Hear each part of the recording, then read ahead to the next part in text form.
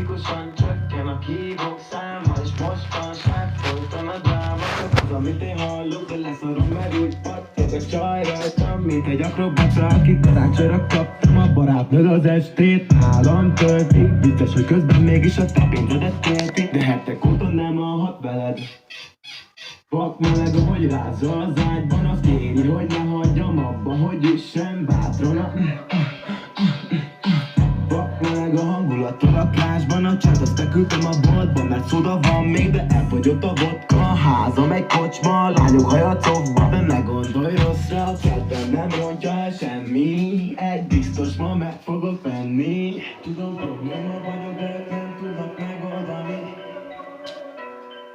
A tüzet, ami benne még nem tudják eloltani.